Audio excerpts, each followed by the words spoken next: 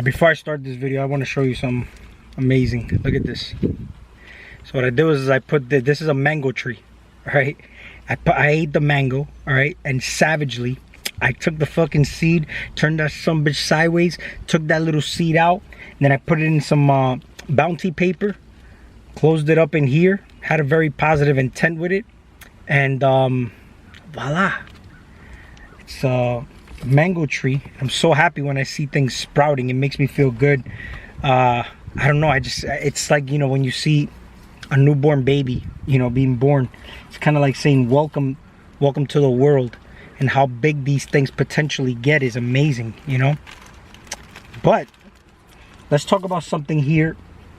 I had somebody one time tell me, you know, because I talk a lot about UFC. I'm a diehard. I love UFC. You know, I don't watch sports. The only sport I watch is UFC. You know, combat sports. I'll watch boxing, you know, from time to time, depending on the fighter who's watching. But UFC, I mean, I know even the undercards. There was one person who commented and said, how could you, you know, how could you like UFC, two guys, you know, beating each other up in the cage, such savagery and whatnot. You see, you don't understand the divinity. Fighting is spiritual in and of itself. To be honest with you, you could find the beauty and divinity in everything. Not only that, but me watching UFC has helped me decode a lot of shit in my personal life. See, I used to have one particular fighter that I used to love, and that was Tony Ferguson. Okay, and you know what's funny is I've actually had breakdowns of like Colby Covington with Tyron Woodley. I've had breakdowns of Masvidal and Colby Covington as well. I mean, I've done a couple of little examples. I've had more. However, this is not an MMA channel, so I haven't really, you know, talked about everything that I've actually, you know, seen from just watching MMA, because everything that you're into is always showing you something. It doesn't matter what it is. Even the people who may think that, you know, it's immoral and, you know, it's how you condone violence and whatnot. It's a sport. You get what I'm saying? It's a sport. There's a lot that comes into play as far as to how it plays out in your life every day. Mental warfare. You know what I'm saying? When the guy is trying to infiltrate your mind, how, you know what I'm saying? You got to utilize your mind a certain way. And, you know, a lot of people are not using the mind for what it's supposed to be used for. And the mind, I'm talking about the whole entire body. You get what I'm saying? You got your root chakra all the way. Look, all your organs are minds. That's why people say think from your heart space. You see, people think the mind is just here. You have the mind. It's not just like you could isolate it. I mean, they're called organs for a reason. You play an organ in a church, they emit a frequency. It's one song, the universe. But it's going to require all the organs to play in harmony for it to be a beautiful song, one song. You get what I'm saying? So that's why whenever you want to, you know, let's say manifest something in your life, of course, you have to, you're utilizing everything working in harmony with each other. You know what I'm saying? The root chakra deals with stability, with, you know, you got your sacral, which is the orange, deals with your manifestations. The solar is your, you know, you basically your power source there.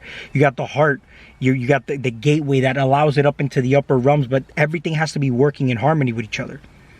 You know what I'm saying? It's not that the lower is any worse than the top chakras. I mean, what happens if I'm laying down, right?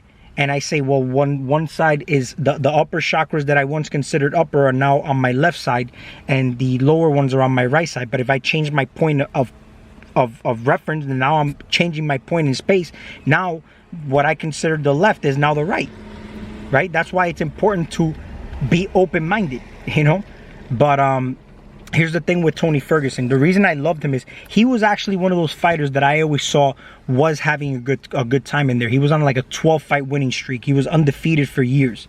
He was, you know, he started off from the Ultimate Fighter. You know, basically this was them trying to get into the UFC. I want you to know something, man. Life is opportunity. All right, this is the realm of infinite potential. And when you could see it like that, because God is all possibilities, but when you start to see this realm as infinite potential, the realm of all possibilities, then you're one with God. You're in harmony with God. You start to demonize the system to some extent. This is what you got to work with. You ever hear that this is the greatest land in the world. This is basically the most abundant, richest country on the planet. And there's a lot of people that are struggling. But why is that? You get what I'm saying? Subconscious programming. But once you become aware, you could change all that. Now, here's the thing though. This is why I've stressed that whenever you see the corruptedness in things outside of you, it's very important to realize that corruption within you first. Because this world, you think you're in a place. You're not in a place. This whole thing is projected from you. So when you start to see and reflect the world that you're observing, you created this whole entire environment. Nobody outside of you actually exists. You're here by yourself. You're not in a place. It's all in your mind. So it's like how much easier it is to have you convinced that you have no power. If you really look at it, everything has to do with mental warfare. Everything has to do with having you believe that you are below anything that you're observing outside in your reality, right? Awareness is very important, but sometimes being too aware is also not beneficial. But being too aware of things without thinking, without being aware of, what you allow into your space that's going to serve you and what's not. This is where people say, be childish, not, be childlike, but not childish. So you have to have that maturity, right? Because look at a child. The child is absorbing the information, absorbing his environment. So this is why the Jesuits said, give me a child from the ages of 1 to 7 and I'll show you who the man is, right? So that's why whenever somebody says, I'm woke now, I'm spiritually awakening, when you're going through this process, you're utilizing the information that you're observing in your reality through the means of the internet. So what's happening here is that now you're absorbing all this because you're like a child, but you're not thinking. So you're just absorbing information and it's reprogramming you to some extent. But you have to make sure you maintain that level of stability. Into the realm of spirituality and all this information, you're going to find conspiracies. You're going to find fucking information that's not going to serve you. And I'll tell you this firsthand experience. I lived a certain way, right? I was really one with the system, right? But I was living deliciously and comfortably at one point. And I'm not saying I'm not now. It's just totally different, However, whenever you start to demonize the system, this is the land. It's basically like they say this is the greatest country in the world. Why do you think everybody wants to be here? Everybody wants to come over here, but for what? Why? Because it's the land of opportunity. Now, the reason I'm even bringing this up is because of this. When you look at a guy like Tony Ferguson, right? Tony Ferguson became aware that they didn't really give a fuck about him. They were just using him as a product to make money off of. He had big star power. But what does a guy like Tony Ferguson, he's supposed to actually utilize that star power and build on it. He's given an opportunity. Everybody is given the same exact opportunity. Look at Conor McGregor. Conor McGregor, I remember there was one time where he said 50 G's, baby, right? But then when you start to see things like that, how much money is he making now? He laughs at 50 G's. What is 50 G's? Conor's making millions per fight now. But why? Because he started with the same contract, but he took that opportunity and had it work in his favor, right? He grew a lot of haters. I remember I was one of them. I was one of the guys that I was actually watching to see him lose, right? Colby Covington is another one, right? But what do? You got to make noise.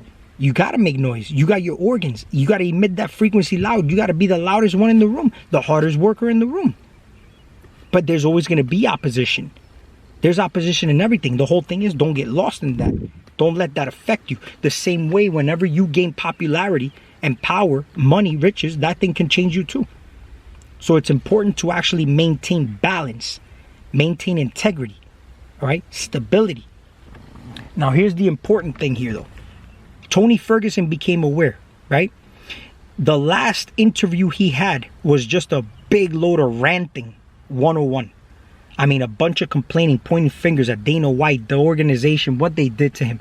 And then he said, now I'm a different guy. I'm just going to go in there and have fun. You know that's not true. Just by what he was saying, you absolutely know that's not true. He went in there and he was displaying his skill set in the first round. He was doing very well against Chandler. But he went in there with a chip on his shoulder. And to some extent, things don't play out in your favor. He's never been knocked out in his life. And he got brutally knocked the fuck out by Michael Chandler. but by a move that Michael Chandler never even does, a front kick.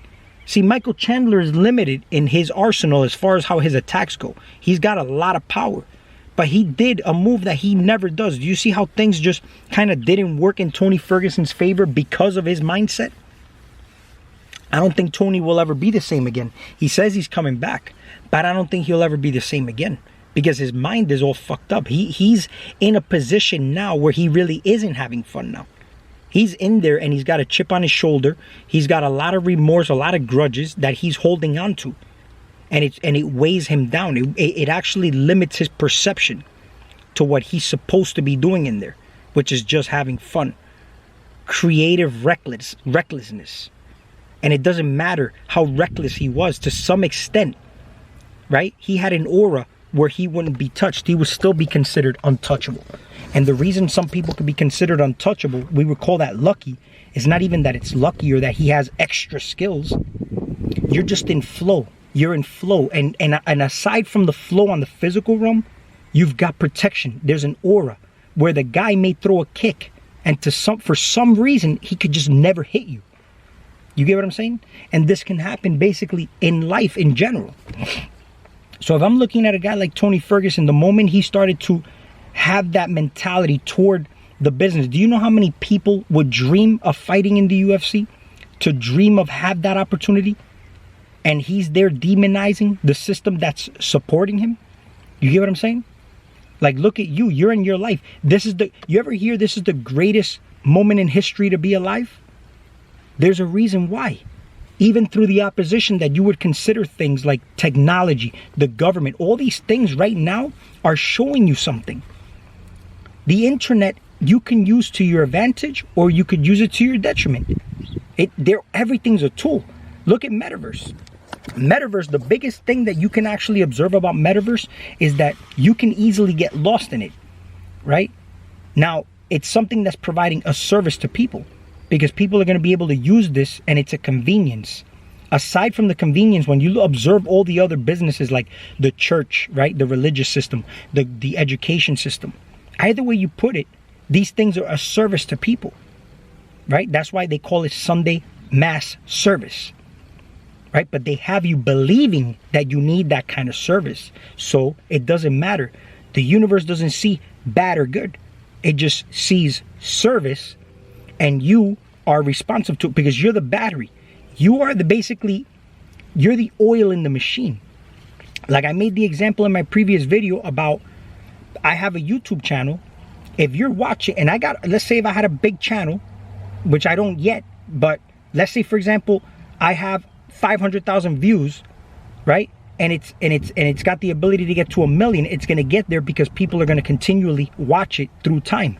The times may change to some extent where that information may be more impactful at a later time. And then my channel's getting monetized, but because of people's views. This is how people are basically batteries from the attention, right? But then there's a difference though. You can take benefit from what you're watching, or you could just be a fan feeding into the drama. You get nothing in return out of that, right? You're just getting you're being entertained, and that's it. So because there's a lot of videos that may get a bunch of views, but it's giving you nothing. It's giving you the drama, negative energy. So what do you think is happening?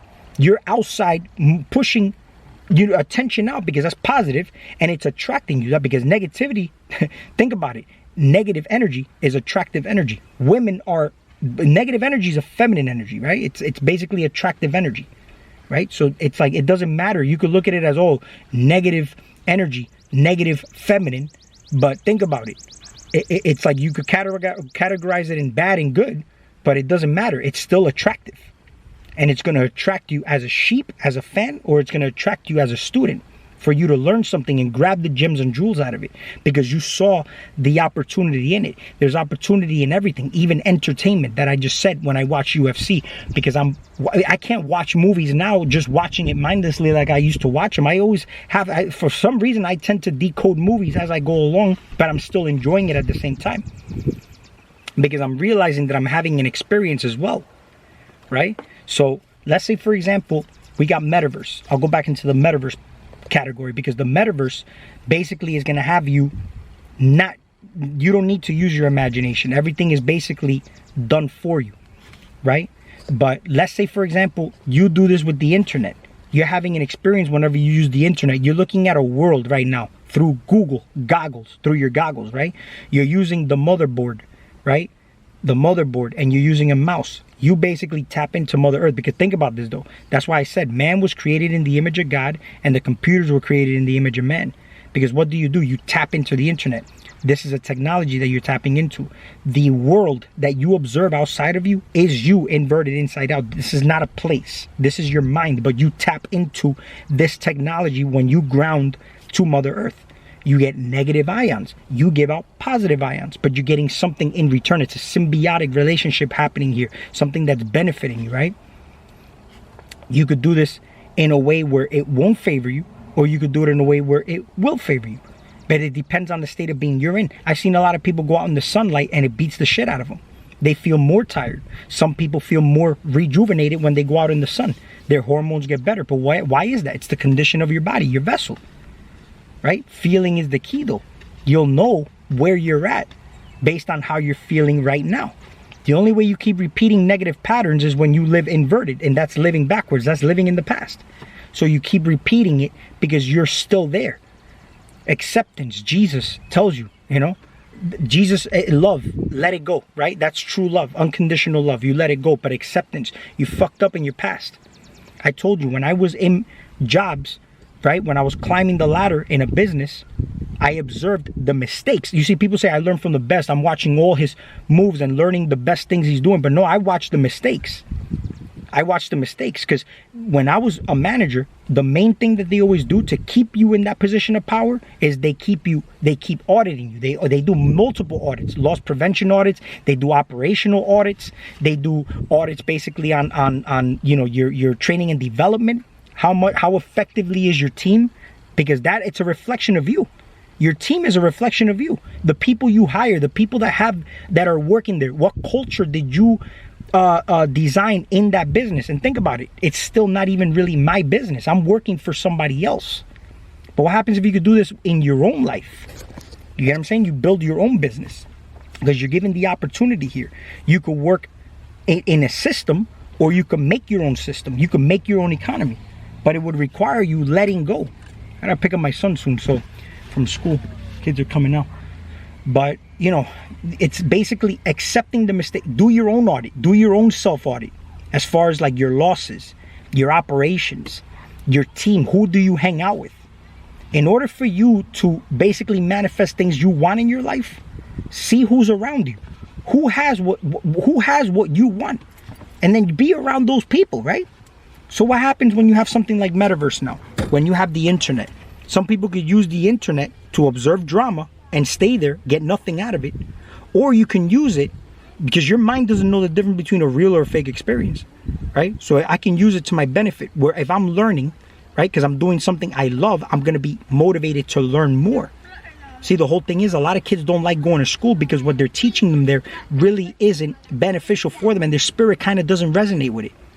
But why is it that us, when we're going through an awakening, we tend to be addicted to looking up things, but it gets to a point where you got to say to yourself, I'm too far out. I'm too out of my space. I'm a space cadet now.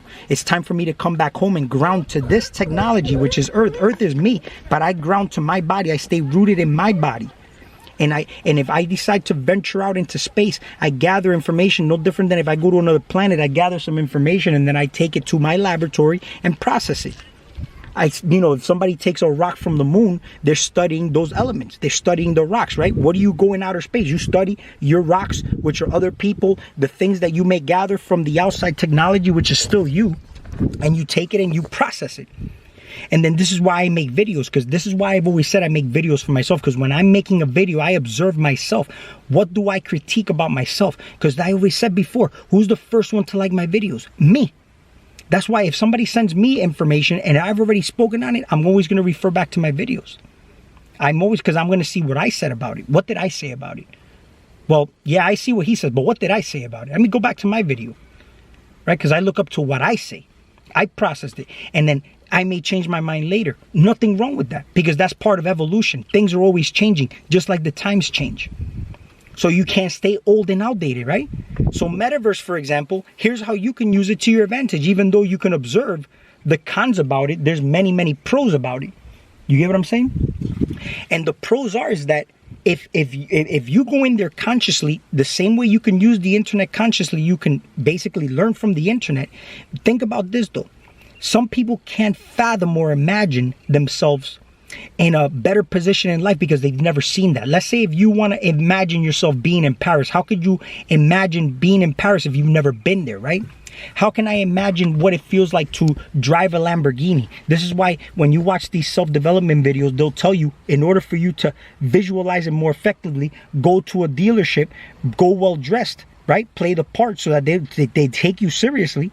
And go test drive the car and then pay attention to it. Pay attention to the smell, the details, the feel of the steering wheel. So this way, when you do go back and visualize, you have a clearer picture in your mind because you know what it is. This is why I've even mentioned in my previous video that whatever you're eating or whatever you're drinking, take your time doing it. Let's say if you want to program yourself to heal yourself with Ferrero chocolate, like I told you, those are my favorite chocolates, then I'm going to take my time, eat it. I'm going to taste all the little peanuts in my mouth. I'm going to feel it going down my throat, how it makes me feel, how even the chemicals that get activated in my brain, which could be the same fucking chemicals that activate when somebody takes cocaine, whatever it may be, it doesn't matter.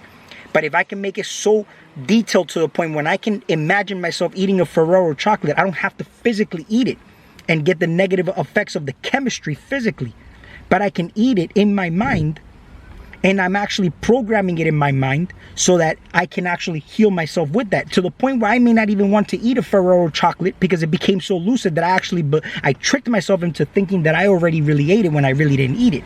But then again, it may be so programmed in my mind that when I do eat a Ferrero chocolate, even the chemistry of the physical cannot affect me. See, that's the whole thing. This is why I made the video about redefining the meaning of everything in your life. Okay? Because that's what separates us from the animal kingdom. Right? You can either be a domesticated pet in this realm, or you could be a god of this realm. The god of this realm would be you realizing that you are generator, operator, destroyer. Everything is nothing but ideas here. So I can kill you. If I don't like you, I can just kill you. But I don't have to physically kill you. I can just kill the idea of you. You cease to exist in my mind, to the point where I may even forget your name, right? And that's how much I disconnected from you. And that takes a level of imagination too, just cutting cords and tendrils and tentacles and all that kind of shit, which works with addictions. But I'll make another video on it. But a guy like Tony Ferguson became aware of something like that, and then instead of just accepting it and looking at the opportunities in the life that he's in, he decided to walk around with the chip on his shoulder, weighed down to the point that it affected his performance. It was kind of like life infiltrated his mind to some extent. The same way when you go into, you're in the outside world, you fight for your life every day, right? Two people have sex, which are your parents, and then you're in the fight for your life just because two people had sex, you know? But I love this experience, even though I was living a certain way in New York, which was another state. Because think about this, in New York, I would have never imagined myself gardening, right? But now let's say if I decide to leave here and go back to New York, the fact that I've gardened here and I put so much detailed attention to it, I may even find an opportunity to still garden even if I went back to New York. One way or another, it will work out for me. The video is going to cut off, so I'll make another one. We'll talk soon.